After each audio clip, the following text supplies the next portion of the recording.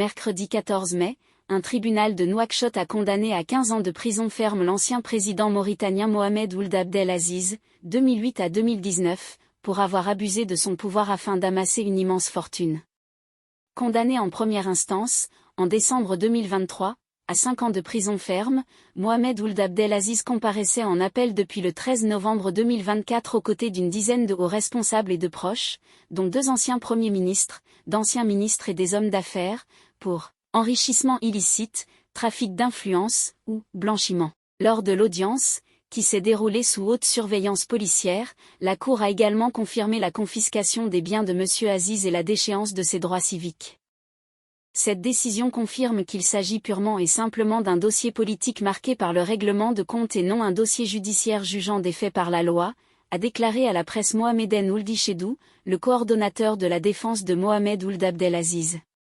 L'avocat a dénoncé des violations dans la procédure et a annoncé le dépôt d'un recours en cassation devant la Cour suprême.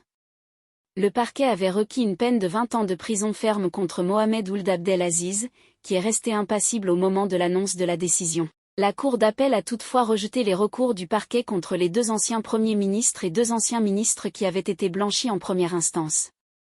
Monsieur Aziz, 68 ans, est l'un des rares ex-chefs d'État condamnés pour enrichissement illicite dans l'exercice du pouvoir. Ses pairs jugés par les justices nationales ou internationales le sont surtout pour des crimes de sang.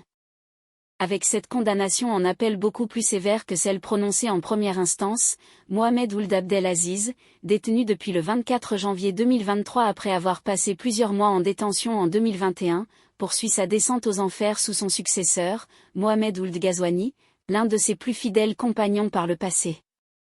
Monsieur Ghazouani avait été son partenaire lors du coup d'État qu'il avait porté au pouvoir en 2008, puis son chef d'état-major et son ministre de la Défense. Mohamed Ould Abdel Aziz a dirigé jusqu'en 2019 la Mauritanie, pays charnière entre le Maghreb et l'Afrique subsaharienne, secoué naguère par les coups d'État et les agissements djihadistes, mais revenu à la stabilité sous sa conduite.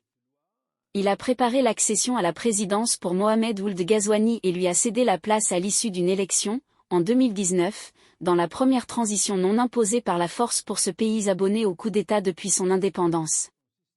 Merci de suivre Africa is Wealth. N'oubliez pas de vous abonner. Nous vous donnons rendez-vous pour de nouvelles actualités.